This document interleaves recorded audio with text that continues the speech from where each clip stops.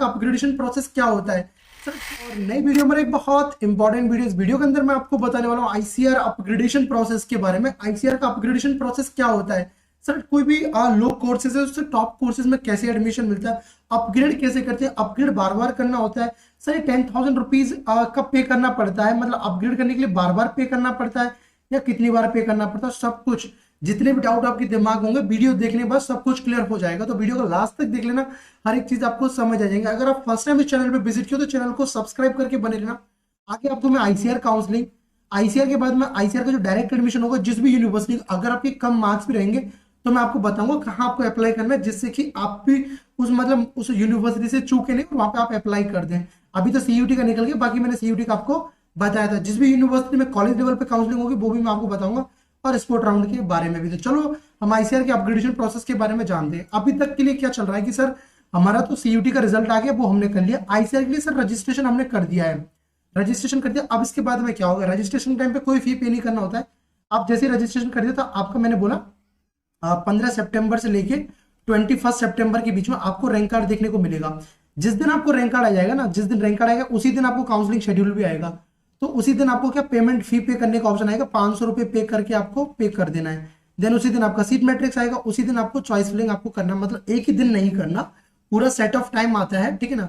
पूरा आपको 4 से 7 मतलब लास्ट में तो 3 दिन का टाइम मिला था, 3 to 4 डेज का आपको टाइम मिलेगा ये सब करने के लिए, चॉइस फिलिंग ये सब करने के लिए, और आपको चॉइस फिलिंग आपका हो जाता है जो कि मैंने आपको बताया था। अब आपने चॉइस फिलिंग कर दिया, उसके बाद आपको सीट मिलेगा, ठीक है ना। आप चॉइस फिलिंग आपने बहुत अच्छे से किया होगा, ये मैं मान के चल रहा हूँ कि सर चॉइस फिलिंग का तो आइडिया नहीं है, लेकिन फिर भी मैं आपको बता रहा हूँ। देखो आपने चॉइस फिलिंग ऐसे किया होगा ना कि ठीक है आपने कोई कॉलेज फर्स्ट पे रखा, सेकंड पे रखा, थर्ड पे रखा, फोर्थ पे रखा, कुछ सोच के तो आपने रखा होगा। अब ऐसे तो नहीं आंख बंद करके रख दिया कि जय श्री राम जय जगन्नाथ आपने पुट कर दिया, नहीं, कुछ ना कुछ सोच के आपने किया होगा, ठीक है ना। अब देखो अपन आगे चलते हैं। जैसे आपने चॉइस फिलिंग किया, चॉइस फिलिंग करने के बाद में आपको क्या होता है, सीट अलॉट होता है, ठीक है ना। अब मैंने आपको क्या बताया कि आपने चॉइस फिलिंग कर दी, चॉइस फिलिंग के बाद में आपको सीट अलॉट होगा। देखो सीट अलॉट होगा, जब जैसे ही आपको सीट अलॉट होता है तो आपको उसके बाद जैसे सीट अलॉट होगा तो आपको ऑनलाइन डॉक्यूमेंट्स अपलोड करने के ऐसा ऑप्शन आपको दिखता है, अपलोड करके वहां पे आपको डॉक्यूमेंट्स अपने अपलोड करने पड़ते हैं।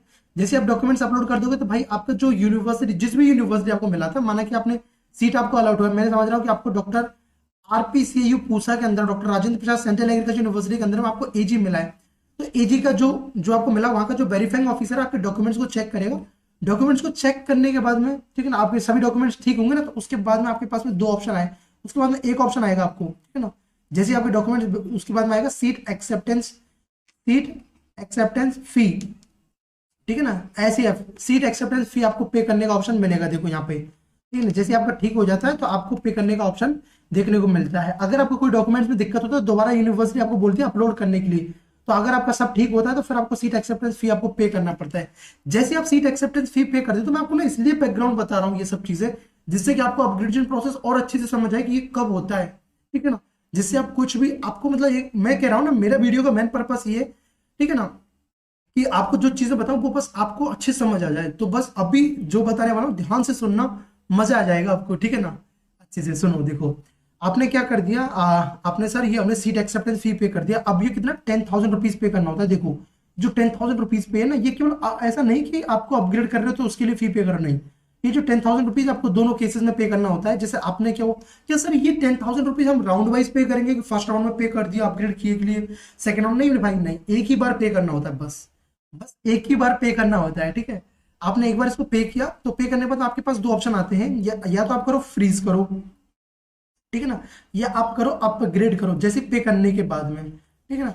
तो आपको क्या, अगर देखो अगर आप फ्रीज कर लेते हो तो फिर आगे काउंसलिंग में पार्टिसिपेट नहीं कर पाते हो, अपग्रेड के लिए आप करते हो। अब सर ये अपग्रेडेशन प्रोसेस क्या होता है, पहले कुछ बेसिक चीजें बता रहा हूँ वो समझ लो, फिर मैं आपको आगे बताऊँ। देखो अपग्रेडेशन प्रोसेस जैसे कि आपको पता है जो आपका आईसीआर का काउंसलिंग है, देखो मैं आपको बताऊं तो जो आपका आईसीआर का काउंसलिंग है, देखो first round, second round and third round and fourth round plus एक होता है मॉपअप राउंड, ठीक है ना, मॉपअप राउंड। इन 4 राउंड के अंदर जैसे first round, second round, third round, fourth round के अंदर होता है। अब आपके भी दिमाग में होगा ना कि आपने सर हमने रखे यहाँ पे, हमने 5 कॉलेजेस रखे, फर्स्ट, सेकंड, थर्ड, फोर्थ और फिफ्थ। जैसे आपने 5 कॉलेज रखे, बोले सर हमको तो राजस्थान में लेना, हम राजस्थान से बिलोंग करते हैं, हमने तो 4 कॉलेजेस राजस्थान के डाल दिए, 3 कॉलेज राजस्थान के डाल दिए, इन्हीं में लेना है। एक कॉलेज हमने हरियाणा का डाल दिया, एक यूपी का डाल दिया।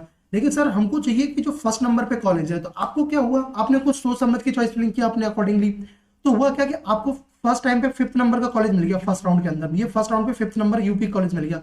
अब ऐसा तो नहीं होगा कि सर हम यूपी के कॉलेज को ले लेंगे, आप तो चाहोगे कि ना आपको फर्स्ट नंबर का मिले, तो आपको 5th से फर्स्ट नंबर का कोई कॉलेज मिले या 4th नंबर 3 नंबर, मतलब आपको जो 5th नंबर का मिल गया इससे ऊपर का कोई भी अगर कॉलेज चाहिए, तो उस प्रोसेस का ही नाम क्या होता है, अपग्रेडेशन होता है, अपग्रेड करना। सर ये अपग्रेडेशन के टाइम पे नीचे से देखा जाता है या ऊपर से देखा जाता है, कैसे देखा जाता है, देखो जब सीट अलॉटमेंट होता है ना, तो आपको ऊपर से चेक किया जाता है, हर बार हर राउंड में ऊपर से चेक किया जाता है कि देखो पहले जैसे फर्स्ट राउंड में आपको ये 5th नंबर का क्यों मिला, क्योंकि फर्स्ट नंबर का कॉलेज आपके रैंक पे नहीं मिला, सेकंड नंबर का मतलब आपका जितना रैंक था उस रैंक पे इसमें कोई सीट वैकेंट ही नहीं था, ये नहीं था। तो अब क्या हुआ कि अब कुछ स्टूडेंट ऐसे होंगे ना, हर राउंड के बाद में सीट को पूरी तरह से एक्सेप्ट नहीं करते, स्टूडेंट सीट छोड़ देते, तो इनमें से जो भी नेक्स्ट राउंड में जहां पे भी सीट वैकेंट बचेगा, तो फिर दोबारा से होगा, माना कि 3rd नंबर पे आपको मिल गया, तो आपको फर्स्ट राउंड के टाइम पे, मुझे उम्मीद है कि आपको यहाँ तक तो समझ आ गया होगा यार, बहुत आसान है, ठीक है ना।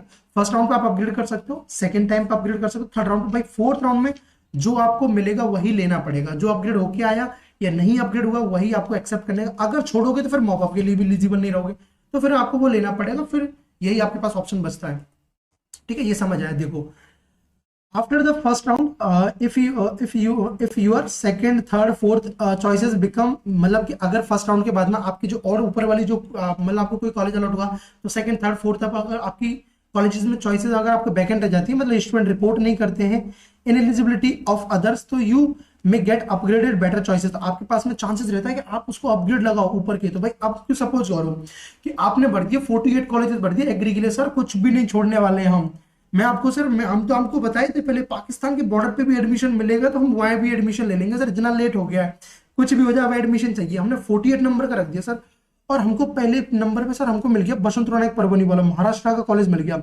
लेकिन सर अब बताइए फर्स्ट राउंड में महाराष्ट्र का मिल गया है, तो हम तो चाहेंगे ना उसको अपग्रेड करें, तो उसको अपग्रेड करने के लिए आपको फिर ये यूज करना होता है, फिर ये अपग्रेडेशन प्रोसेस आपके लिए काम आता है। अब एक डाउट और बताता हूँ, वो मैं आपको बताता हूँ, मैं भूल जाऊंगा तो फिर आपको बाद में नहीं बता पाऊंगा। देखो सर जैसे कि जैसे हम एमसीसी की काउंसलिंग में देखे, हमने और भी जो काउंसलिंग देखे, तो उसमें ऐसा होता है ना सर, अपग्रेड आपने किया, जैसे कि बिहार वाले भी अगर जैसे बीसीसी का काउंसलिंग किए होंगे एग्री के लिए, तो उन्होंने देखा कि अगर आपको फर्स्ट राउंड के अंदर कॉलेज मिला, अपग्रेड भी करना है तो कॉलेज में रिपोर्ट करना होता है, लेकिन यहाँ पे ऐसा नहीं है मेरे भाई, यहाँ पे ऐसा नहीं है। अगर आपको अपग्रेड करना है ना, तो आपको जाने का जरूरत ही नहीं है यूनिवर्सिटी, घर बैठे बैठे अपग्रेड कर दो, बस क्या करना है 10,000 रुपीज पे किया, अपग्रेड ऑप्शन पे, अपग्रेड वाले ऑप्शन पे क्लिक किया, हो जाएगा अपग्रेड। तो इसमें आपको यूनिवर्सिटी विजिट करने का जरूरत नहीं है, पहला इंपॉर्टेंट चीज, यूनिवर्सिटी विजिट करने का जरूरत नहीं है, किसके लिए, फिजिक, उसके लिए आपको अपग्रेड के लिए यूनिवर्सिटी विजिट करने का जरूरत नहीं है। आप अपने डिवाइस के थ्रू, अपने मोबाइल लैपटॉप जो भी है उसके थ्रू आप क्या कर सकते हो, अपग्रेड कर सकते हो, ठीक है ना। और आपको पता है कितने टाइम आप अपग्रेड कर सकते हो, फर्स्ट राउंड में, सेकंड राउंड में एंड 3rd राउंड में, 3 बार आप अपग्रेड कर पाओगे। 4th राउंड के अंदर में कोई अपग्रेडेशन नहीं होता है, मॉप अप राउंड के अंदर में भी कोई अपग्रेडेशन नहीं होता है। यार ये जितनी चीजें बता रहा हूँ बस सुन लोगे ना, तो आपको बहुत सारी चीजों का नॉलेज हो जाएगा, ठीक है ना। और अभी तक यहाँ तक भी वीडियो देख रहे हो, तो यार अगर वीडियो अच्छा लग रहा हो तो वीडियो को आप लाइक कर सकते हो, आपका एक लाइक मेरे लिए मैटर करेगा, क्योंकि मैं आपको और भी ऐसी हेल्पफुल वीडियोस लेते आऊंगा, आगे काउंसलिंग भी प्रोसेस को आपको बहुत स्मूथ बना दूंगा, तो सब्सक्राइब करके बने रहना बस चैनल से। देखो पहला चीज तो ये हो गया। देखो अब आपके पास दिमाग में एक डाउट क्या होगा, सर ये समझ नहीं आ रहा है, सर आपने एक चीज तो बता दी, हम खुश हो गए आपके बताने से और हमको चीजें समझ भी आ गई, लेकिन सर एक चीज बताओ, ये हमको जानना था कि सर देखो फर्स्ट राउंड में, हाँ मुझे पता आप यही सोच रहे हो कि सर फर्स्ट राउंड के अंदर मुझे कोई ये कॉलेज मिल गया, ठीक है ना, चलो सर आप बोल दीजिए कोई अच्छा सा कॉलेज कि सर हमको फर्स्ट राउंड के अंदर मिल गया यूएस बैंगलोर मिल गया, ठीक है, यूएस बैंगलोर वाला मिल गया।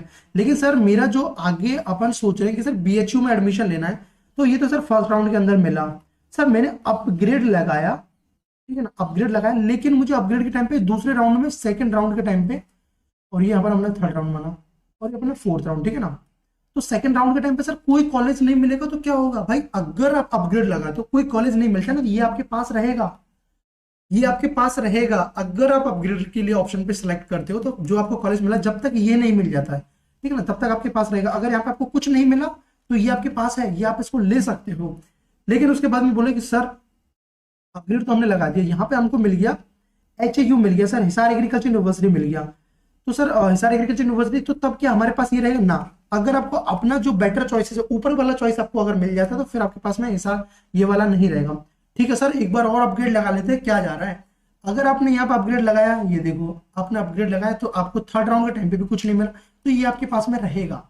ठीक ना, अगर आपको यहाँ पे BHU मिल जाता है, अगर यहाँ पे आपको BHU मिल जाता है, बनारस हिंदू यूनिवर्सिटी मिल जाता है, फिर आपके पास में ये नहीं रहेगा। अब सोच रहे हो सर मुझे तो पंतनगर में एडमिशन मिलना लेना है सर, तो मेरा फर्स्ट चॉइस था GBPUAT, ठीक है ना, पंतनगर वाला यूनिवर्सिटी था, तो सर मैं एक बार और अपग्रेड कर दूंगा। ठीक है, आपने अपग्रेड किया, अगर आपको मिल गया तो ये आपके पास नहीं रहेगा, नहीं मिला तो भाई ये आपके पास में रहेगा। बताओ, इतने आसानी से मैंने आपको समझाया, अब तो मुझे नहीं लगता कि आपको कोई डाउट होगा। ठीक है ना, बहुत अच्छी समझ आ गई। इसी को बोलते हैं seat upgradation process, seat upgradation process, ये ICAR का अपग्रेडेशन प्रोसेस ऐसे होता है।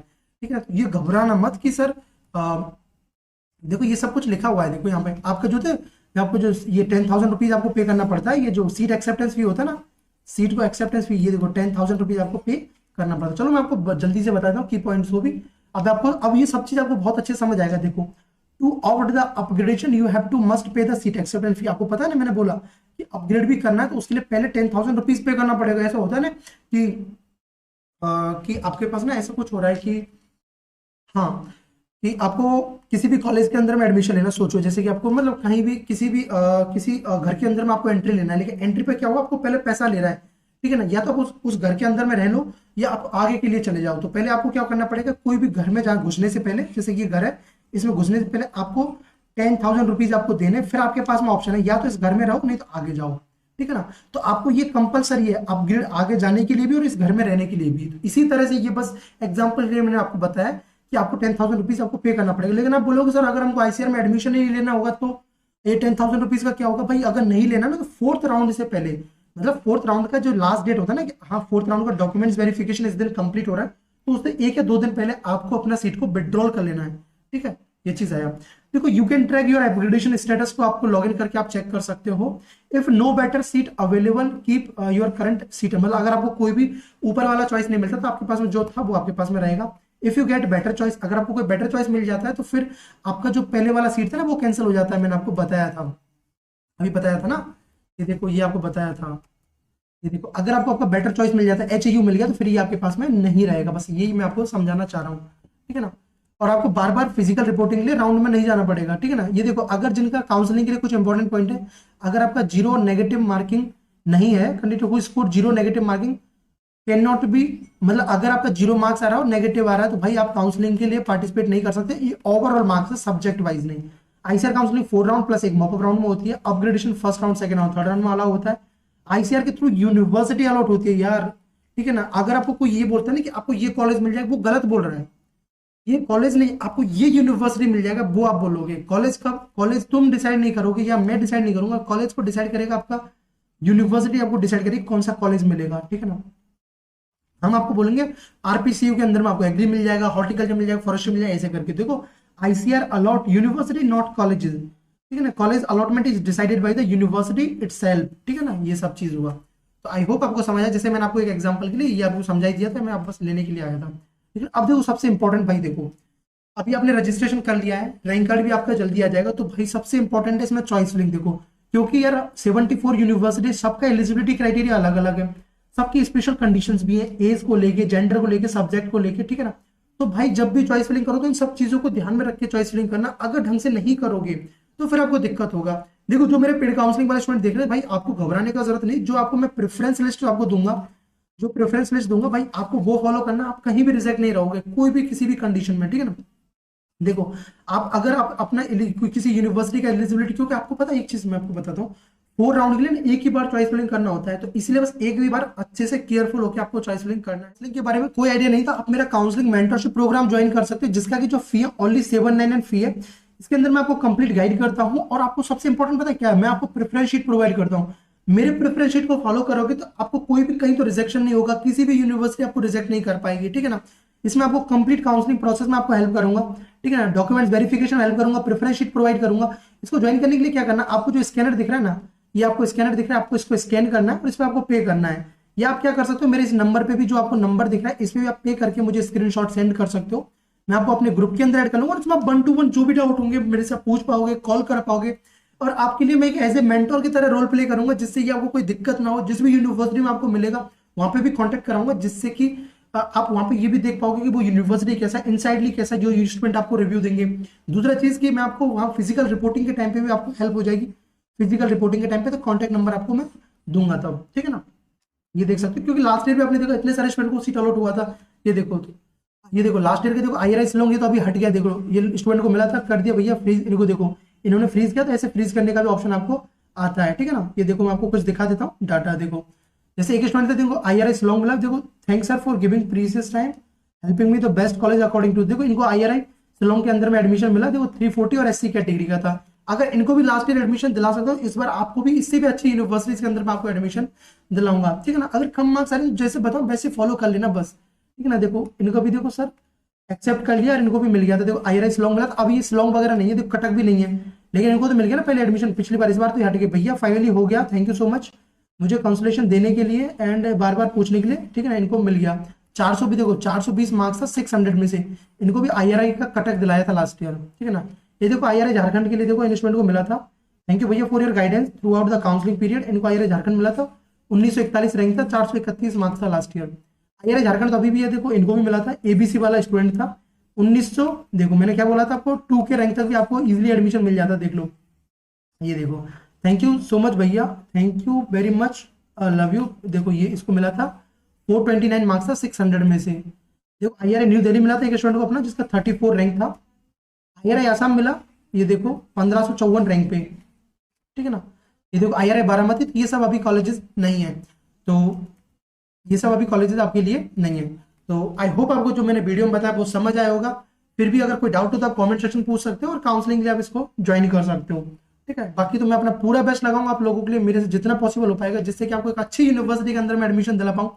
तो उसके बाद में भी आप जाके बोल पाओगे नहीं सर कुछ भी कहो, द स्टडी एटिक प्लेटफॉर्म से काउंसलिंग के लिए आपको हेल्प मिली, और आप भी अपने जूनियर्स को ये चीज सजेस्ट कर पाओ कि हाँ सचिन भैया ने, सचिन सर ने, सचिन मेंटोर ने हेल्प तो की, ठीक है ना।